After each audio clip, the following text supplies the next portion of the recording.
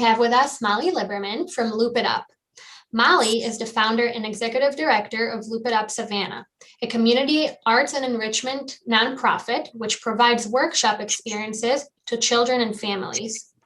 Using those experiences, Look It Up programs give young people opportunities to explore and express who they are, as well as fostering strong relationships and building sustainable and interactive communities where everyday needs are met with creativity and confidence. Through partnerships with the Savannah-Chatham County Public School System, the City of Savannah, and many local nonprofits, Loop It Up Savannah provides art programming at over 30 locations and to over 10,000 students each year. Since the start of the pandemic, Loop It Up has shifted focus to provide enrichment programming through virtual learning at local schools and community centers. Thank you, Molly, for joining us today. Absolutely. Thank you so much for having me. It's good to see everybody and get to share a little bit with you guys about Loop It Up. As Sunny said, we're a youth arts and enrichment nonprofit. We started back in 2008 as a kids knitting class, which was based at the West Broad Street YMCA. And so the way that began was sort of one of those experiences that you could say the stars aligned. It might have been fate. I had recently moved to Savannah from Northampton, Massachusetts, where I grew up. And I came down here to go to SCAD. And so I was a student in the fibers department at SCAD. And meanwhile, Howard Morrison, who y'all may have known, he was a board member at the West Broad Street YMCA, and he had met some people that were very involved with something called the Craft Yarn Council of America, which is like a network of all the big yarn companies throughout the United States. And they had a program that had recently started up in Manhattan that was an intergenerational knitting and crochet program. So they had kids working with senior citizens, teaching skills, sharing stories, learning to knit, and spending time together after school. And so Howard and Peter Dolliver, who was the director at the West Broad Y at the time, decided it would be cool to start something like this in Savannah.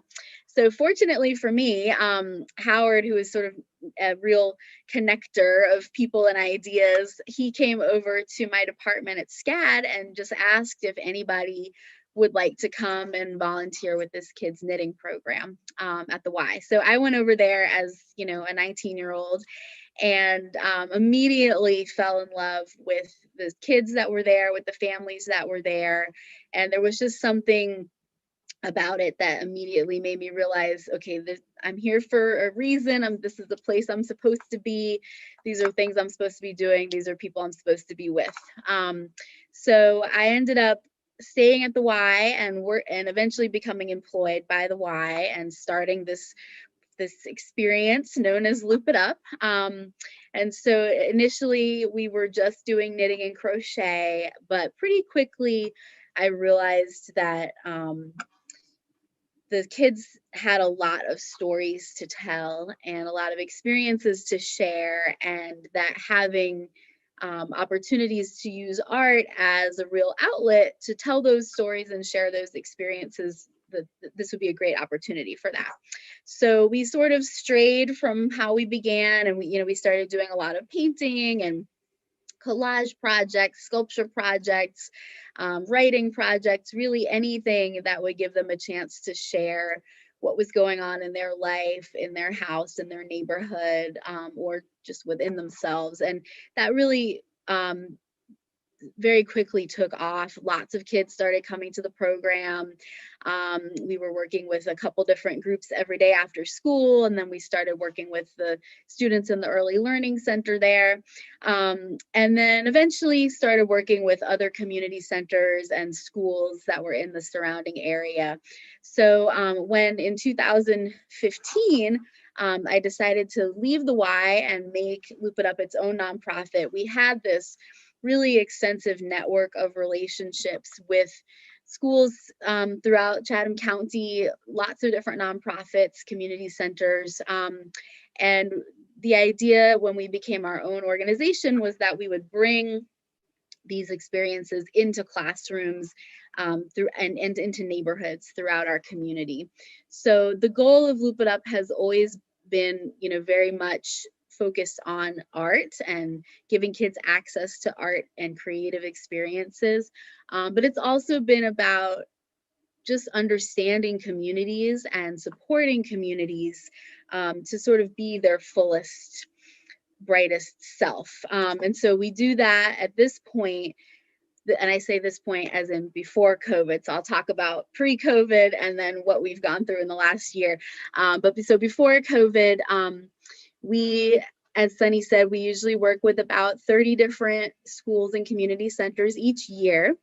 We do that through programs that happen during the school day, as well as after school programs, and also lots of summer camps and neighborhood events and things like that. So those classes can take the form of like a weekly class that the students go to every Tuesday at 10 a.m. or something. It could be more project-based, like maybe we're going to go into a school and do a mural in the school or work on a school garden for a while. So sometimes it's a little bit more project-based, less of an ongoing experience. And sometimes it will be like a program that is based there that does a specific thing throughout the year. So we have everything from lots of visual art, we have music, we have dance, we actually now have some sports programs that we've done at the schools. We have some school garden programs that we recently got some funding to expand. And then we also really we focus a lot on literacy and supporting reading through arts integration, especially with the younger grades. And then we also have a kids yoga and mindfulness program.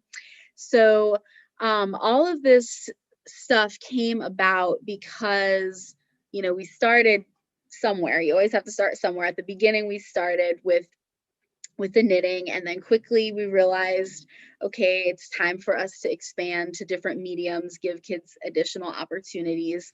But we really always try to listen to what a community wants or needs or is interested in. So when we go into a school with programming at this point, it's not just us coming in and saying, okay, this is what we want to do, here's how we operate. It's more of a conversation between the principal and the teachers and the students at that school to gain an understanding of what they would like to do, what they need help with at their school, goals that they have, and how can we as a partner support those goals the best while also just bringing access to fun to the school. So two of our main programs that we've sort of focused in on over the years, one of them is called Looping Literacy Together, and it is a pre-K and kindergarten early reading arts integration program. So we recognize that so many kids end up struggling to read in later grades. And a lot of times when you look back, they didn't necessarily have the best foundation to prepare them for reading when they were really young. So we focus on what we call building a language-rich environment, which is everything from creating more opportunities for read out louds at school to doing activities based on books, having small group discussions with 4 and 5 year olds about what happened in the book, making connections, helping them with sort of just compare what happened in the story to what's something that's going on in their life, just really making reading and storytelling and communicating as much a part of the world that they as very young children live in as possible. So that's a big program that we've been focusing on, and we're working now on expanding because it's just so important that kids are prepared as they move through school and have that foundation for literacy and interaction. And then one of the other main programs we've been focused on over the last few years is our youth yoga and mindfulness program, which is called Mindfulness Zone. And that was another sort of answer to a call from teachers and from schools. It all began with a yoga class that happened during a summer program at one of the schools. And the reason, honestly, that we started doing it is all the teachers at that school were incredibly burnt out after the school year. Everybody was like just needing a summer of, we were calling it our summer of rest and relaxation. And so we decided, if the teachers are burnt out, probably the kids are feeling some of that stress as well. So let's try doing a kids yoga class. And we actually had two volunteers running that class, one of whom was Judge Tammy Stokes. She was doing a yoga teacher training, and so she got to do some student teaching with us. And then also Dr. Doretha Walker, who's a professor at South University. So they were our two like champion volunteers at the beginning, and the kids just loved it. The teachers loved it, the principals loved it, and we decided, okay, this is something that is known to support students, especially, young people that are living maybe in traumatic environments. Yoga and mindfulness are known to be helpful and supportive outlets for them to just kind of feel at home in their own, with themselves in their own body, and then also to help with some of the challenging behaviors that kids who have undergone trauma sometimes have. So we started to do that yoga class as after school program at many different locations throughout the city. And then about a year later, one of my friends who's a principal over right by us here at Juliet Low, she said, I wonder if you could build a mindfulness zone in our school. And I said, well, what would that look like? And she said, well, we could give you a room and you could just make it the space that kids get to come to do yoga, do art, do mindfulness, and just make it a nurturing place for our school. And so we kind of thought about it and realized, sure, we'd love to do this. So we built this mindfulness room. It's beautiful. I'll show you guys some pictures in a few minutes.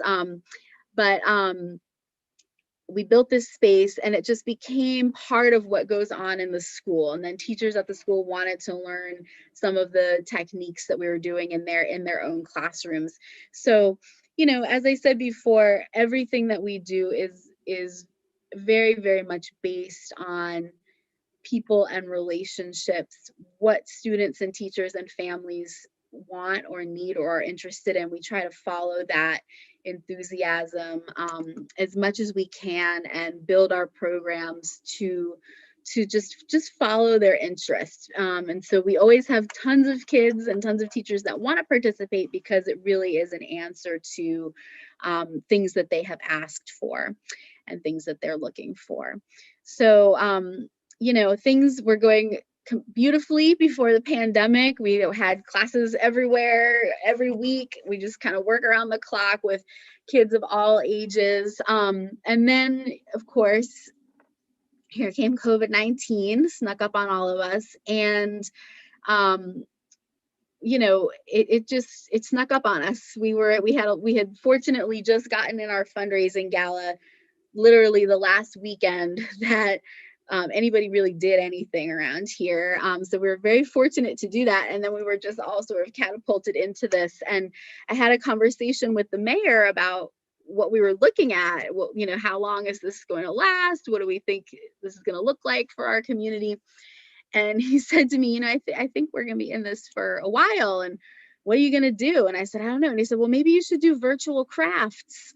And I said, oh, that's an interesting idea. So the week of St. Patrick's Day last year, we started packing what we call Art Smart kits. And at first, we were just taking random supplies from around our office and putting them in these bags that now have a nice little sticker that says Art Smart Kit on it.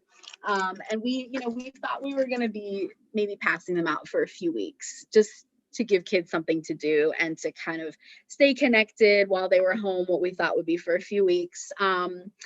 And as the weeks passed by, we realized that this is just going to kind of continue. So we decided, okay, let's go ahead and make some of these kits that correspond with specific projects or programs that we want to do with the kids, or projects that we want to do with them, even if we can only do it over Zoom. So we started designing curriculum and corresponding kits with all the supplies that you would need to go along with each of our different projects and programs. So that has been, as you can imagine, very strenuous, because we work with thousands of kids and we can't give them everything for, like, you know, an 8-week period of classes all at once. So there's literally thousands of bags that are getting packed every single month, basically, to make sure that everybody has the supplies that they need and they don't lose all the stuff before we get to that part of the project. So we've really had to sort of reinvent ourselves in terms of how we deliver what we do. But it's been a really wonderful experience to work together with our team and our partners to figure out how we can still provide something that is helpful and meaningful and beneficial to the kids. So that's what we've been doing. We now have looping literacy at home, mindfulness zone at home, and countless other projects. And we work with the kids on Zoom. So we'll send, bags like this that have all the materials for the projects, and then like a worksheet, if you can hopefully see that worksheet on the back. And then we'll bring those over to the schools. The students will pick those up. And then we'll come into their classrooms on whatever the schedule is to actually do the project. So it's been very successful way to kind of deal with all this and keep going. But we're also really looking forward to, of course, getting back to normal and being able to be back there in person with the kids. So I want to show you guys a little PowerPoint here of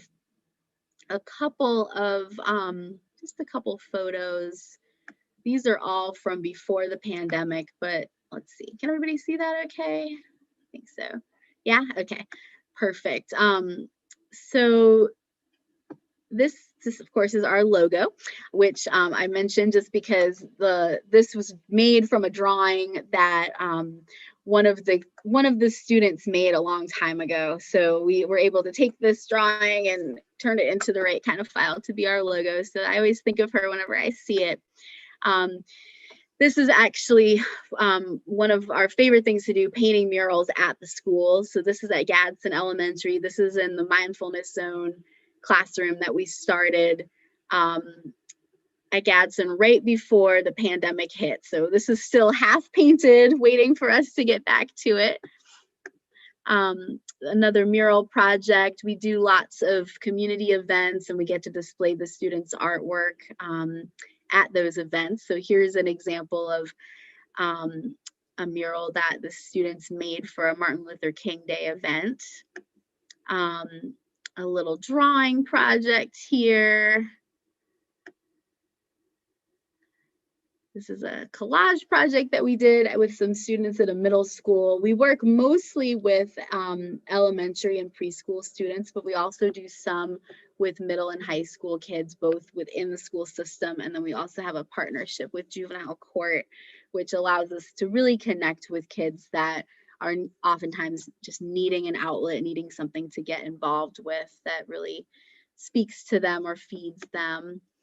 Another little photo. These are from our mindfulness zone. So this room with the rainbow here, that is the original mindfulness zone that we made at Juliet Low Elementary. So we now have 2 more of those spaces in progress, one at Gadsden Elementary and one at Brock Elementary. So we're looking forward to getting back into those spaces and really making those magical places come to life. This is one of our yoga classes at Juliet Low. So much of what we do is just about giving kids an opportunity to try new things, try things that maybe they've never even heard of before and might end up really enjoying. These are some more yoga and mindfulness pictures here. With all of the mindfulness stuff, we always incorporate art into it because we really want students to not only have opportunities to really open their minds, but then to share the experiences that they're going through, whether they're good experiences, traumatic experiences, something in between. Here's some more mindfulness pictures here. And this is Amanda Meyer, who is the coordinator of our Mindfulness Zone program. So she's got a background in yoga, yoga for youth, and also trauma responsive yoga for children, which is really important part of what we're trying to do with this program is just contribute in a positive way to the school environment, in terms of being responsive and open and available when kids have gone through things that are difficult. And so sometimes that is what you would think of as a traumatic event, or sometimes it's just sort of the ongoing nature of things being challenging in your house, maybe not having enough food to eat consistently over time, or you know, the hard things that can go on in some of the neighborhoods that we work in. This is from our new school garden program. This is at Butler Elementary. We have a garden over there that was funded by a whole bunch of different community partners. And it's right outside the pre-K classrooms on the pre-K playground. So they get to go be out there and play in the garden, take care of the plants. So this has turned into a really wonderful space for the students there. Pre-pandemic, of course. There's some good plant watering going on here. And with this, of course, this is also tied as much as possible to the science curriculum. We try to tie all of this fun stuff in with the academics and the grade level standards in each situation, so that, you know, they're not just, they think of it as we're just having fun, but they're actually getting to use and exercise all of those skills that they are learning in school. Another picture there.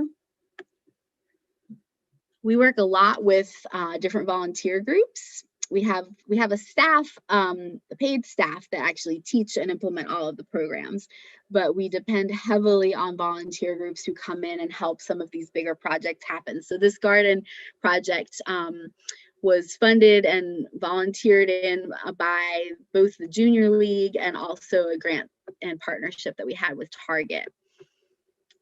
So it usually takes lots of different partnerships to make something like this happen over time. This is a picture from our Looping Literacy program. So that's one of our volunteers. This is at Brock Elementary before the pandemic. And as you can see, just having additional people in the room working with the kids, working in small groups is incredibly beneficial and helpful. You really have time to have conversations, answer questions for the students, and just have a meaningful experience and give them opportunities to share what's on their mind. Oops, the wrong button there. And this is another one from Looping Literacy.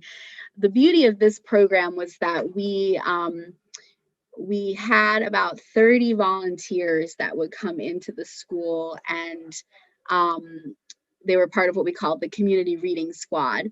And so they would come in every week for an hour or so and just read and work with the students. So that was a great way to get lots of folks in there to work with the kids.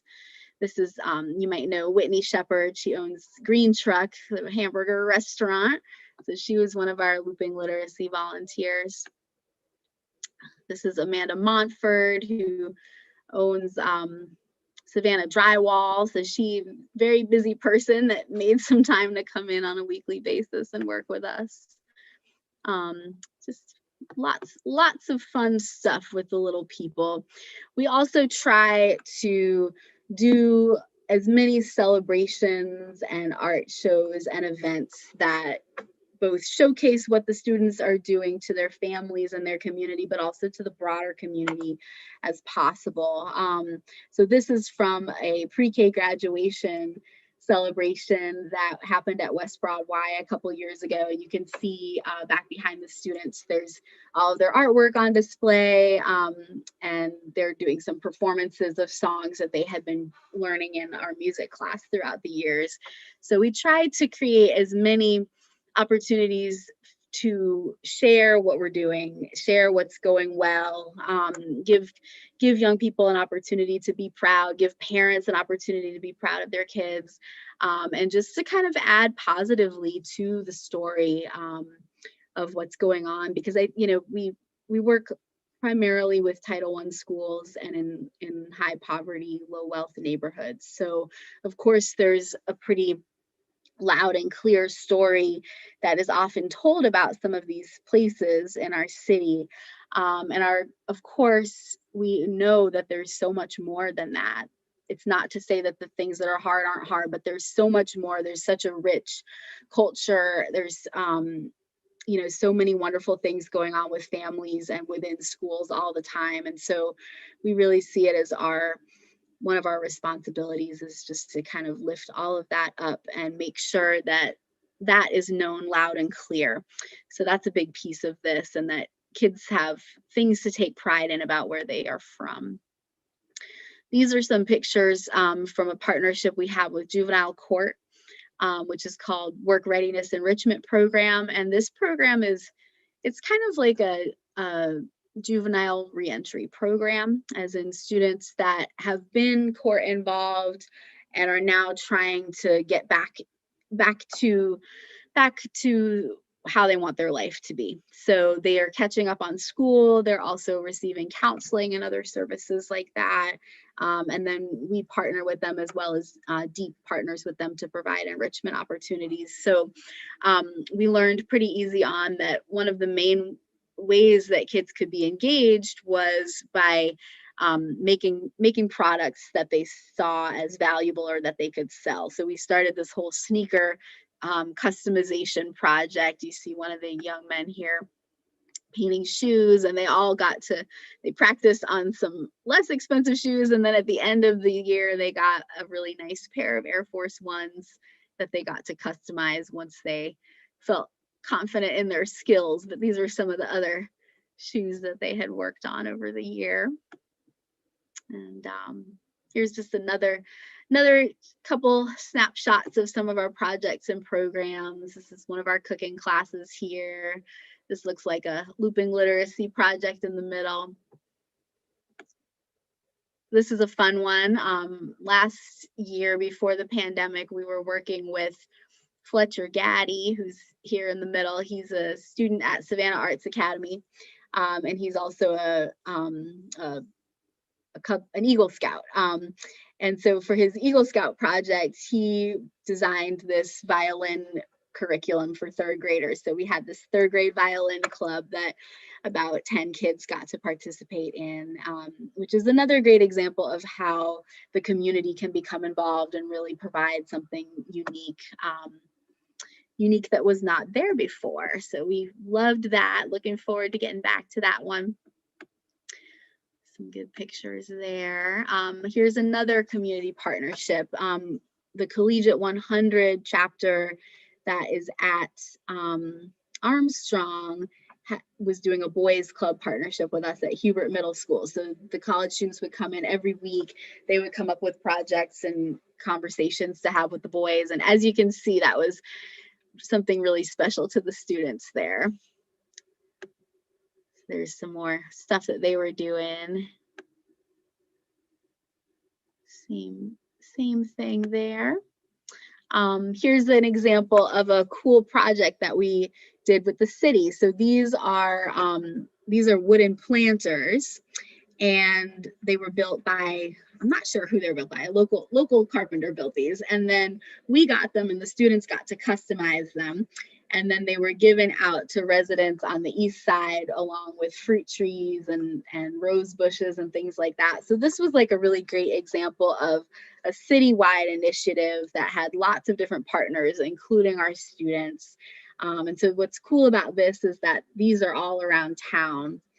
or all around the east side in this case. And so you can see these, the kids see them when they're walking through their neighborhoods, and it's just another way of really rooting young people in our community as a whole. Here's a happy little artist here working on his planter. Some more sweetness there, but you can just really see how engaged they are, and how much they take pride in what they're doing and really put their whole little heart and soul into it.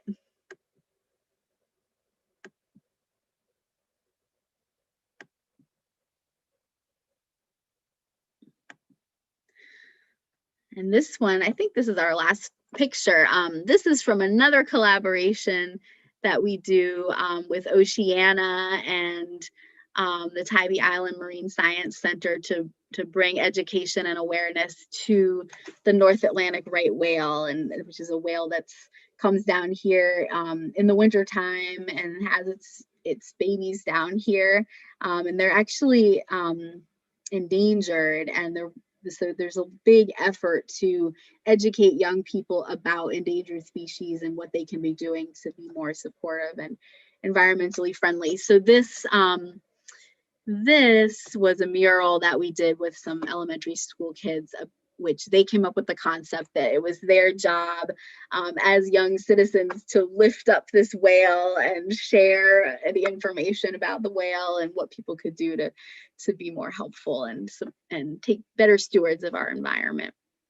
So, all right, I think that wraps up the slideshow. So let me go ahead and get us back to this. I see Carol came in. Hi, Carol. All right, well, I can go ahead and open up to any questions that anyone has about Loop It Up or what we're doing. Hello, it's Carol. Hello, Hi. Molly. How are you? Well, I'm doing well. And, I've always admired what you were able to do with Loop It Up. I very recently retired from Morningstar, and Camille Hubbard took over as MStar Arts Creative and is now doing things that are really majority component as Zoom, Facebook, or social media projects. I know you don't really have that necessarily that option because so much of what you do are in centers or schools that might actually have in-person programming. But how have you dealt with COVID, and how have you adapted your programs to meet the impossible needs, well, last year and then this year with hybrid learning?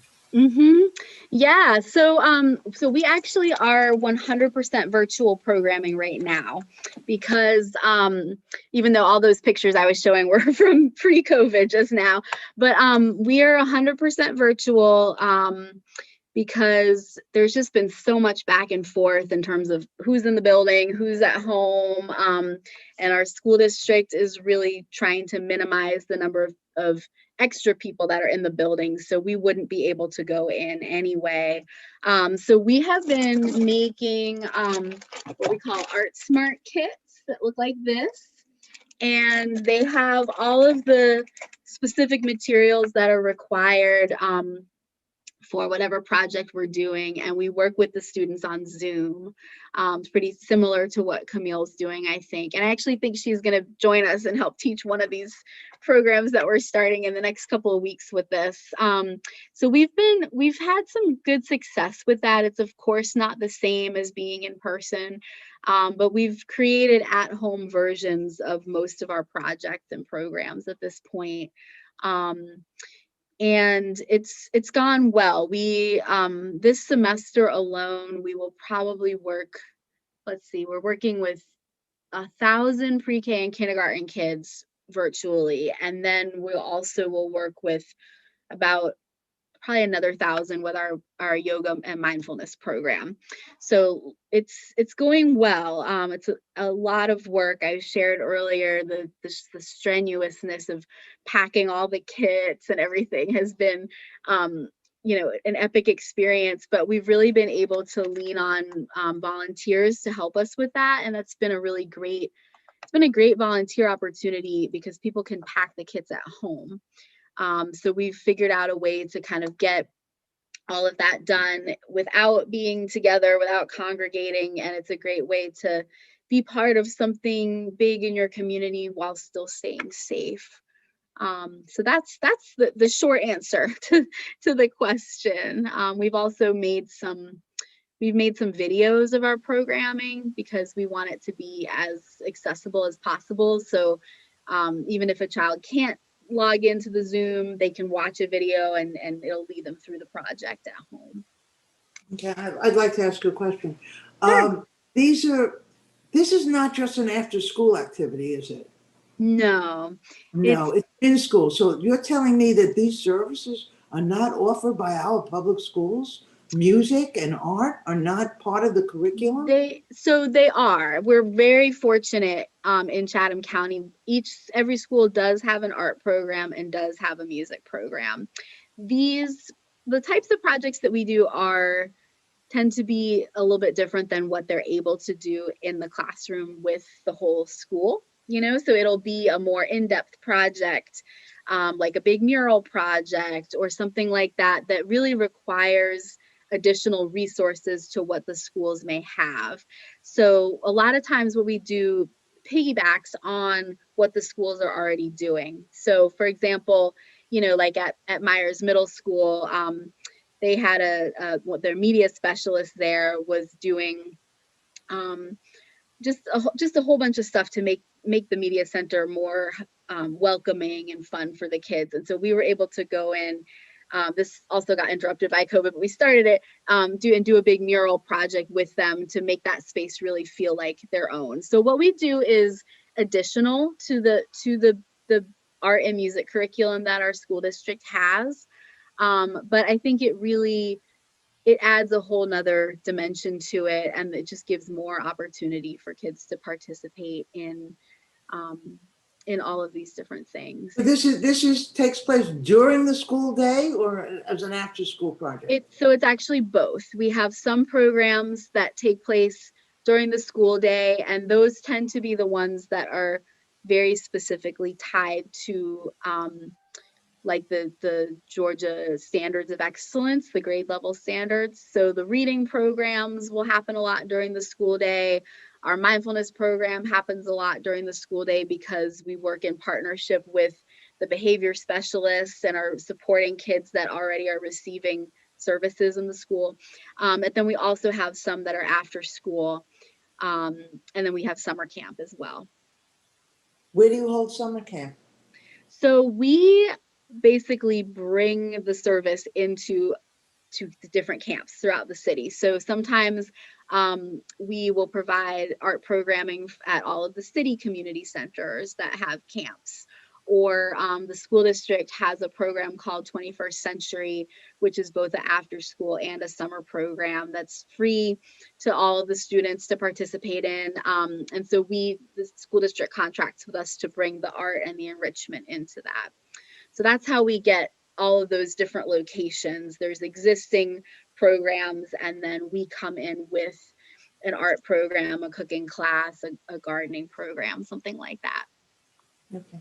So, go ahead, David. Do you get any underwriting for funding? Yes, we do. So we're funded in part by grants, some of which are from local foundations, some of which are from the city or the county. Last year we received our first grant from the Georgia Council for the Arts, so that's kind of a new step up for us.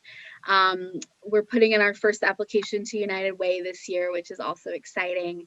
And then we also we're in contract relationships with the school district, juvenile court, city of Savannah, other places like that have funding to basically purchase services for their kids. So we do receive funding that way. And then we just continuously fundraise. We're actually in the last month of our annual campaign right now. And so we fundraise throughout the year for both specific projects, and then in the case of the annual campaign in general, to kind of make it all work and fill in gaps between grants. Thank you. Yeah, certainly. Thank you for asking. I just have one more if you'll indulge me. Of all the Absolutely. things that you have done, either what is the favorite thing that you think has been most impactful, or going forward, what do you think you haven't attempted, or the city is in its youth programming is definitely lacking that you would like to try? Mhm. Um, well, um, I think one of the most successful things that we've done has been to really build relationships with specific neighborhoods and specific schools so that we can have help them achieve their goals through some of the programming that we can offer. So that's something that I'm really proud of, that it's not just us kind of coming in and doing this fun after school program anymore. It's a strategic partnership that looks at school goals. You know, if a school is trying to boost their grade level reading scores, the percent of kids reading at grade level, there's projects that they'll reach out to us to do to help make reading more fun and engage students more to help them achieve that goal. Or maybe another school is having a lot of behavior challenges, and they recognize that maybe if there was more of these opportunities for kids to express themselves, learn how to express themselves in healthy ways, process their feelings and emotions and traumas in healthy ways, and not take them out by throwing a chair at somebody, but have a way to express and process what's going on, that's healthy. So things like that I think, have been our biggest successes. Of course, there have been a lot of really beautiful individual projects that we've done over the years, murals that are up different places, story quilt projects, all kinds of specific things that are beautiful, and that bring both the people that made them and the communities that they end up in a lot of joy. So I guess another thing that I think we've done well is just kind of co-create more joy and more opportunity, and more enthusiasm in places where sometimes life is just kind of hard as the baseline. So that's what I would say to answer your first question. Your second question about what have we not done, what needs to be done.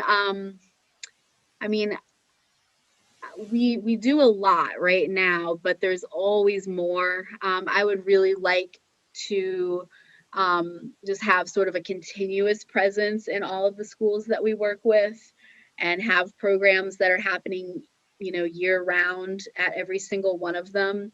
So that's towards. I think in the city and in county in general, um, there's still a lack of opportunity for, like, every single young person should have opportunities to participate in things that they like to do, and sometimes they may not even know what that is, and so they should have opportunities to try different things and find something that they like to do, and then develop those skills, get to do that thing over and over. Because when I think about, we're always asking kids, what do you want to be when you grow up? And how would you know what you want to do or what you want to be when you grow up if you don't get to try things and are not in environments that support you trying things out and growing as a person? So I think that there's just endless additional opportunities for that. And we're certainly part of a group of organizations that are working as hard as they can to connect those dots and make those opportunities as available as possible. But I think, on a broad community level, there's more and better coordination that can happen. I think that there's ways that these big entities like the city and the county and United Way can help coordinate more efforts between different programs. And I think that actually there's a lot of movement towards doing that. More collaboration, less competition, less siloing of different programs doing different things, more connectedness, so that we can just acknowledge that we're all working towards interconnected goals. And even if we're not going to collaborate all the time, we can productively coexist to get where we're trying to go. Thank you. I think that sounds like very good goals. And I personally like the idea of co-creating more joy. I would like to quote you on that at some point. I think that's just perfect. Thank do you. Good work. Yes. Good things to be working on. Yes, Mr. Hirsch. David. David. Now, your organization has to be invited by each school? Well, that's a good question. So at this point, sometimes we're asked to come in. Sometimes we call somebody at a school and say, hey, would you want to have this kind of program happen at your school? So at this point, we have very established relationships with basically the entire school district from the superintendent on down. And so we've been able to really just kind of based on the resources that we have, sometimes we'll reach out to a certain school and say, okay, we have funding to do this 8-week program with your pre-K and your kindergarten. Would you like to be one of the schools that has this? And usually the answer is yes when we come with stuff like that. But other times they will reach out. Like one big thing that has come about this year is the pre-K programs. They are supposed to give out a monthly educational enrichment bag to all their kids, but they got like $500 for the whole school year, and they've had to do this basically every month because we've been in either virtual or hybrid all along. And so that was a call that I got from multiple pre-K teachers. Is this something that we could help with? And so then that kind of fed into us providing actual programming to those classrooms as well as giving them the bag of the stuff. So it's sort of a combination at this point. We work with the school district directly, like the 21st Century After School program that I think I mentioned earlier. That's a program that the school district has, and they hired us to provide the enrichment program. So there's some relationships that are direct requests like that at a system level. There's some that are at a school level, like the principal asking if we could do the mindfulness zone. And then there's some that are at a teacher reaching out for support with something. And then there's just, sometimes we get going and we're like, oh, it'd be great to do this at 10 schools instead of just one. So that tends to happen as well. Molly, I'm wondering, how can we get involved? How can anybody get involved with Loop It Up? Absolutely. There's so many answers. I want to make, David, did you have a follow-up to what you were asking before? A teacher can call you without going through a principal? Generally speaking, yes. I think once we decide on or come up with an idea of something that we might want to do, I think most teachers probably are talking with their principals. But also at this point, the relationship that most teachers that would call us, their school already has an ongoing relationship with us. So while that thing that the specific teacher might reach out about may be new, we probably have a history or an active program or relationship going in that school already. So far so good on that front. Yes. Thank you for asking, because it is, it's sort of, I think, these things sort of take on a life of their own. And that's another thing that I'm just really pleased with that's happened over the years, is that teachers and principals at this point really understand the benefits of their students participating in art and in music and in enrichment and in all these sort of epic experiences that partners can help provide. And that was something that I used to have to explain. This is why this is educationally relevant, and I don't have to explain that anymore, which I think is partly because of the relationship and the track record that we have of working together. But it's also, it's it's a culture shift that is happening because of priorities that our superintendent has. Like Dr. Levette really prioritizes art and music and social emotional well-being and social emotional learning. And so that has green lighted a lot of experiences that we've been able to work on with the schools as well.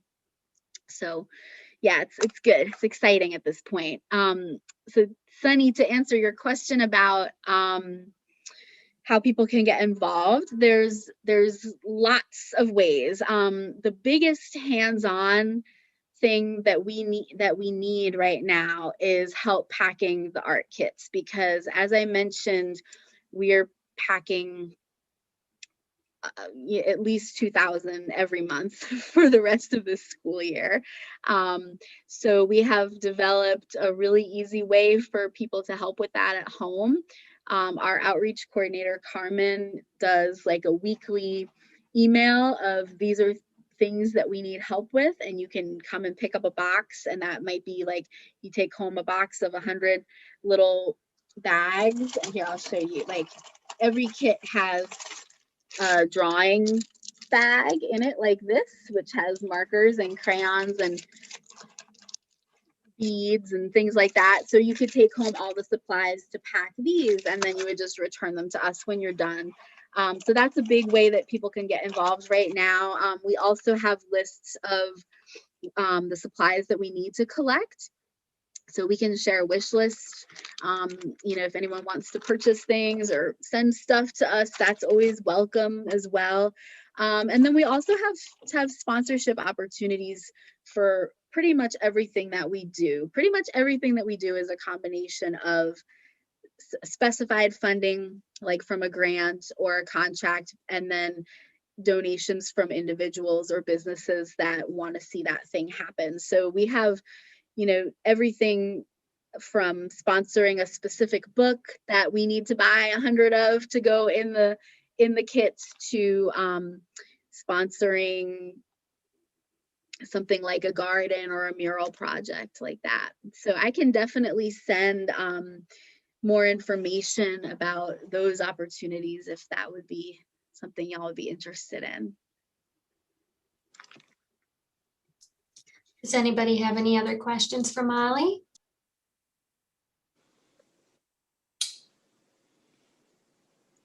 Well, Molly, thank you so much for joining us today. So next week we'll have Rabbi Blatt talking to us about the afterlife and the good place. So I hope